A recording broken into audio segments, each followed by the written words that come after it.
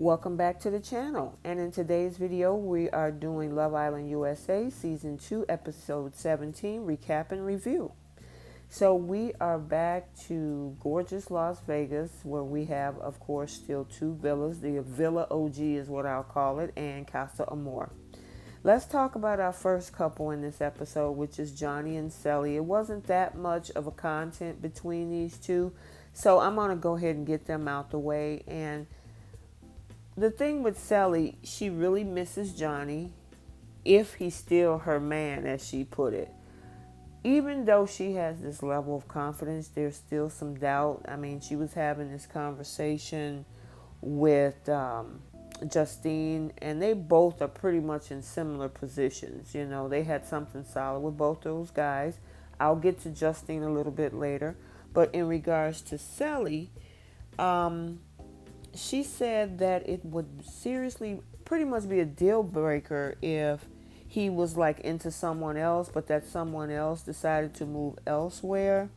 Because kissing somebody else, even if it was outside of the challenge, would bother her, especially if he gave in and then she had that same temptation and she didn't give in. So she expects him to do pretty much what she was doing because he told her he was all in. So, I mean, she's definitely stressed. She says she's never been this stressed over any guy, but she hopes that whatever happens, it makes her stronger in the end. And the thing about this is that, remember, you know, Johnny started off with this whole thing with Mercedes, and of course it bombed, and, you know, he kicked Mercedes to the curb. But is Selly going to be able to move past all of the events? Because she wants to know what happened in Casa Amor with any of the girls he had interactions with. So it's going to be interesting to see, you know, what her reaction is going to be when she find out exactly the whole fiasco between him and Mercedes. So let's talk about Johnny a little bit. It wasn't a lot of content on him. He just had conversations, you know, with the guys with regards to saying that, you know, he's grown closer to Selly from a distance. And by ending it with Mercedes, going through that whole thing with her, even though he don't want Selly to, you know, for it to hurt her, but he hopes that she understands. And that's going to be the $1,000,000 question, is whether she's going to be understanding to the fact that he had to, in his own words, go through this to see if it's something really solid with Selly. And he's definitely want to go back with her, but, you know, I don't know, dude. I mean, she might say, hey, this is part of the process, and you did what you did, but you came back to me, which Justine has a different philosophy on that. So let's talk about Justine and Caleb. So Caleb had, you know, some conversation with the guys, and Caleb has been pretty much solid. I mean, he has, you know, maybe an interest in Cher, but that was very short-lived. And he's been pretty much, he likes what everything is going with Justine. And I'm loving Caleb right now and how everything is going. And, you know, Johnny is like, hey, you know, like you all good. And he's like, pretty much, yeah. I mean, I want to grow with Justine. Again, like I said in the previous episode, he wants to see her as wifey. And as for Justine, you know, she's being her regular silly self, having a good time, but she's stressed too. And the thing about her is that her confidence is a little bit lower than Selly's, because she actually thinks that Caleb is over there living his best life with all those girls, and that he's probably going to come back with somebody else. But there's also still a part of her that believes that she's still the one. And even when she had that conversation with Selly, she was like, she's on the opposite end of the spectrum. She's saying that even though she got the bubble guts right now, the thing is that no matter what Caleb decided to do, if she's the chosen one at the end of the day, she's all good. But she had a little bit of a breakdown when they was getting ready for the ceremony, in that she is always the last one to be chosen. So her confidence is still shaky right now when it comes to Caleb. But I give this couple, this is my 10 for this week, because I love Caleb. Justine just hang in there. Look like she's going to stay single, but we'll see what happened on Sunday. So let's move on to our next couple, which is Conor and Mckenzie. And Mackenzie got a text saying that there's going to be a recoupling ceremony. So, I mean, most of her content started a little bit later in the episode, because it was primarily about Calvin, Moira, and Carrington in the triangle. So we catch up with Mackenzie right when she get that text. But like, what Jalen was saying pretty much is, hey, what are you going to do? I mean, are you what's your decision? And she's like, well, everybody, I'm relaxed. Everybody around here is all stressed out. And, it's one thing if you have affection for two people at the same time, but I know what I want and who I'm compatible with. And Jalen threw a little monkey wrench in their conversation by saying, yeah, but just make sure that you don't get too far ahead, and I don't want you to rush things. And that kind of made Mackenzie feel some kind of way. Like she said, that hurt a little bit, because she said that pretty much by him trying to put the kibosh or the brakes on maybe her trying to rush things is his way of saying he wants to keep his option open. What do you guys think? Do you think Jalen just said, hey, let's just take it slow? Or was he actually saying, hey, I'm going to keep my options open. Let's not move too fast. I'll cruise with you, but I got my eyes on other things. So I don't know. I thought maybe he meant let's just take it one day at a time. It's slow. It's still early. Mckenzie took it a whole nother way. And that's the thing about Mckenzie. She is extremely reactive. And, even though Conor loves every bit of her from the top of her head to the bottom of her feet, the thing is that she wants to control the speed of whatever relationship she's in. And Conor is definitely willing to do that, but Jalen isn't. And so she's realizing, I don't think it's all about the fact that he had his eyes open.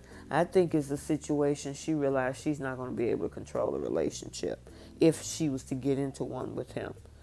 So, I mean, she was having some conversation about where she stands and what decisions she's going to have to make. And it's going to be interesting to see which direction she's going to go. Like I said in yesterday's episode, I actually think that she has a more healthier chemistry with Jalen. But with his new statement, I'm not sure. So I'm going to downgrade my rating to probably a 6 or a 7. And then let's move on to Conor, because Conor is 100 and I'll say 1,000%, as they say on Maury, positive and sure that he wants to be with Mckenzie. Nobody can tell him anything. He is like all in. I mean, even Carrington had a conversation like, look, dude, she cares what America thinks. She ain't going to break up with you because she know America is going to be mad at her. So she's more concerned about what they feel versus what she feels about you and her in your relationship. So you don't have to worry about nothing. And that didn't even faze Conor. Conor is like, yep, well, okay, it is what it is. Hey, she's not going to switch off us. And I wouldn't be mad or concerned, if anything happens, he'll be hurt per se, but it is what it is. But I honestly think that, even though with this little teddy bear he's toting around, Mckenzie is better off with Jalen. She just needs to get some clarity on his don't rush statement. So let's move on to our next couple, which is Calvin and Moira. Now, Moira gets a text where she gets to go on a date and she can pick an islander of her choice. And Moira chooses Aaron, of course, because her and Aaron have been making a connection. And, Moira is like, oh my God, I'm so excited because, we are seriously vibing. And she is over the moon and excited about this. Now, guys, tell me what you think about this coupling. Do you think she's better off with Aaron? Or do you think she's better off with Calvin? Because we got to get to Calvin and Shay a little bit, or should I say Cher? Calvin and Cher a little bit later. But, I mean, they're getting ready. He's getting ready. He's excited about this date. And, I think they make a cute couple. Do I see a chemistry there? Yeah. I'll give them maybe a 6. Just because I see a little bit of a difference in her personality. But, anywho, they go off onto their date, and it's a ton of yummy desserts there. Look like everything from macaroons to fruit to whatever. And they have some conversation. And Aaron says something pretty interesting. He says normally she's not his type of girl. And she was like, well, what do you mean? What's your type? And he said he prefer brunette, somebody that's loud, that's outspoken. And she was kind of shocked by that because, of course, she's blonde and she's kind of low-key. And she asked him what's his favorite fruit, and he says a cantaloupe. But, all of this is new to her, and so she was wanting to get to know him so they can grow together.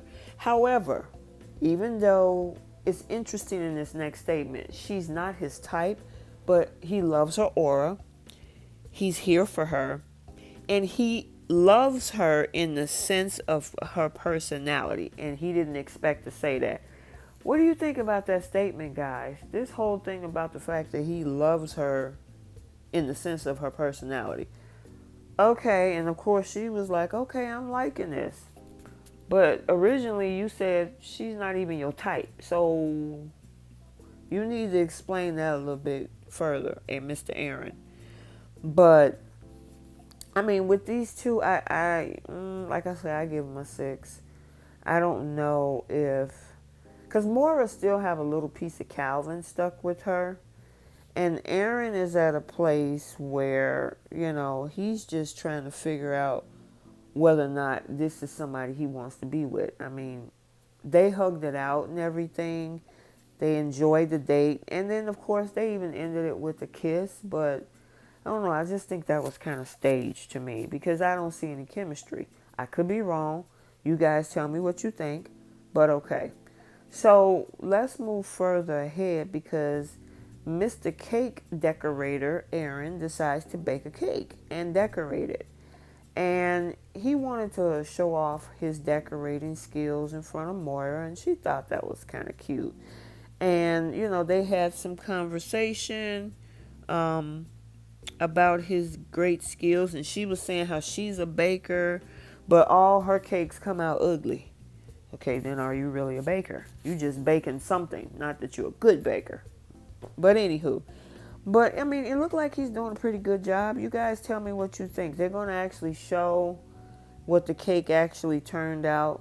But, I guess it was a way for them to be playful because he put cake frosting on her nose. And she thought that was funny and cute. She didn't get offended or figure that it was too much. And then he took the finger and took some of the frosting off her nose and he ate it. So, they're being playful, cutesy with each other, but I'm just not there with them.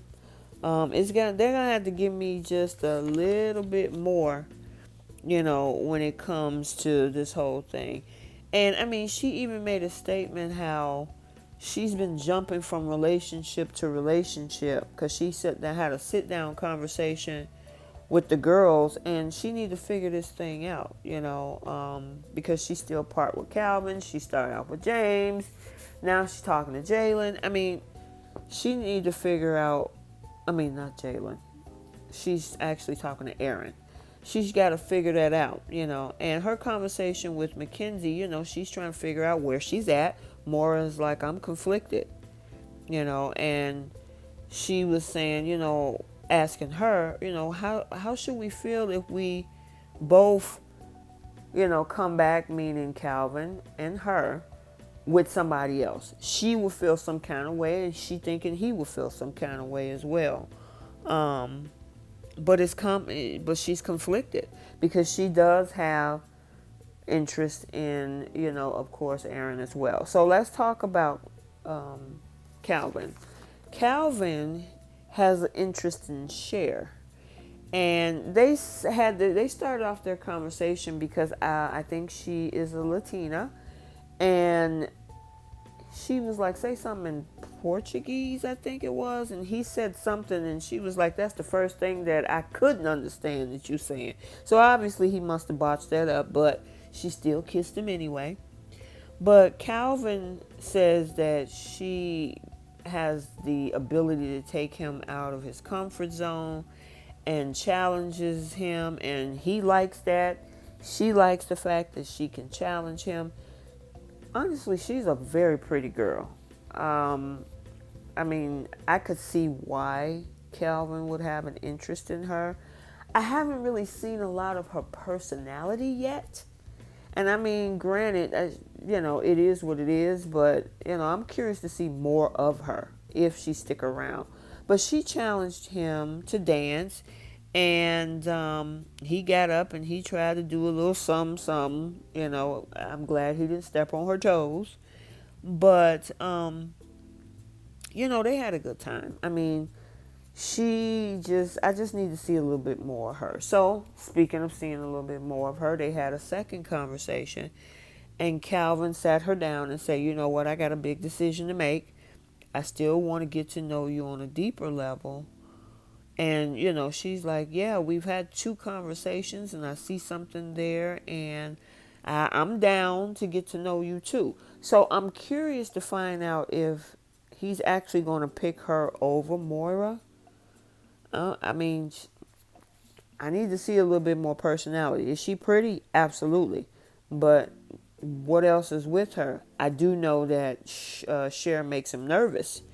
And she brings out, as he said, a different side to him with her Latina spice. So, I mean, granted, maybe, production haven't gave her a lot of on-screen time. I know she seems kind of feisty with him. Maybe he likes feisty. So be it. But I don't know. If I had to do, a whole thing like I did with Aaron and Moira, I gave them a 6. I probably give them a 4 because I don't know where she is. I know where he is, and he's really excited, but I don't know where she stands because she was never interested in him in the first place. I don't even think they both caught each other eye in the beginning. They just stumbled upon each other and had a conversation and decided to see where it would go. And then in the interim, there was some sort of spark on his end, and of course he wanted to continue it. So it's going to be interesting to see what Moira and Calvin choices are. So we got a lot of talk about these two, Mr. Carrington and Kirsten. More of what's going on with Carrington, because he was on his way to a date. He had to choose between Mercedes and Laurel. I honestly I'm liking Laurel. I'm not a fan of Mercedes. I don't know. It's something about that girl. I don't know. But anywho, I don't know her. I'm just going on what we're being shown. So, I don't want to say anything negative of that connotation. But he ended up picking Mercedes for his date. And she come in there talking about, to Laura, are you okay? We're all good. And she was like, it suck. It's like a smack in the face. That's what Laurel says. But, she was like, hey, I need to get to know him. You've had time to get to know him. So it's my turn, pretty much. And Carrington, actually, he was saying the same thing. He said he knows Laurel pretty well. So he chose Mercedes to give himself some clarity. And honestly, I think he needed that because he needed to see Mercedes for who she really is. So they ended up going off onto their date, and the guys wished them well. And in the meantime, we have Laurel that's sitting back, she's bummed, and she said that if I wasn't bummed and didn't show any reaction, call me a sociopath. I thought that was funny, but okay. But they actually got to their little date, and as the commentator described, like 18 feet away, so they didn't get stuck in traffic. But Carrington told her, I chose you because I want to see if, there was some opportunity for us, and if, you know, to get some clarity, because we haven't had a lot of conversation. And, I'm looking for somebody I can get into a relationship that's driven, and she's looking for somebody who can be a team. I'm going to be pro you, as she put it in so many words. And, I'm not feeling her. You guys tell me what you think about Mercedes. Granted, I will say she's aggressive, but it looks like she's just pushing it too much, like she's trying to over impress. Kind of like the term "you doing too much," when she was like, "I'm there for you, and I'm gonna be your cheerleader, and I'll be this," and I'm like, "Girl, just be yourself. If he like you, he'll like you." Whereas Laura, as she had a conversation on the flip side with Caleb, that conversation, he was like, "Are you just gonna sit back and just let stuff just happen?" And Laura was like, "Well, what am I supposed to do? Because Carrington told me that he wanted somebody that was reserved." But I'm like, to what extent do I while he is trying to figure this out, what are you weighing it upon? Are you weighing it upon the fact that you looking for something more sexual, or you rather sacrifice me, who have something a little bit more genuine than, what she can give you, which is sexual energy? So he's got some decision making to do. And like Caleb said, she need to get up in his face and say, "What do you want to do? I need you to tell me which direction you're going to go, and let me know where I stand with you." So they hugged it out. They ended their date, and him and Mercedes, I'm not feeling them. So Carrington had a sit down conversation with the guys about his date. He said he felt really good about it. Carrington is still not sure, because there are some boxes that she do check off. But Caleb was like, you can do the third option, just go solo and go to Kirsten. And he was like, "Well, I still have some things there with her, but I need to figure out what's going to happen between these two." And, Kirsten, right now, I don't even think Kirsten is on his radar. So, Laurel is definitely needed some reassurance. She had conversations with the other girls to help her through this whole thing, because she is really feeling Carrington, and she's definitely not liking the fact that Mercedes is in the picture in this whole triangle with her, and I don't blame her. That's a tough place to be, when you're really truly interested in her. And this whole thing with Carrington, he got to figure this out. He's sitting back talking about how, "I'm ready to leave the villa." No, I'm not ready to leave this villa. I love Casa Amor. I could stay here all day. And I'm like, boy, please. That's why I'm saying both of these girls need to just leave his ass alone. Anywho, so in the beauty room, there's this whole, I will say, a mild tiff that gets started, because Mercedes coming in there talking about, "So how you think it's going with you and Carrington?" And she's pretty much like, "It's going fine. I'm good." And she said, Mercedes was like, "We're in a good place." But, especially when we were kissing in the shower, and her and Laurel's facial expression was like, "What?" And Laurel was like, "Okay, but I'm not backing off." And Mercedes was like, "Well, you've had enough time with him, so you know pretty much where you should stand. I need some time, and I'm going to talk to him." And she was like, "Still, I'm not backing off. I'm going to talk to him too, because I want to get to know him." And pretty much Mercedes was like, "Okay, you know what, girlfriend? You do you, and I'll do me." This whole thing is so messy over this dude who basically, I think, is enjoying the fact that he's in the catbird seat. And that was the difference, with the other situation when it came with, I think it was yesterday, when it was Kirsten and Mckenzie, I think it was.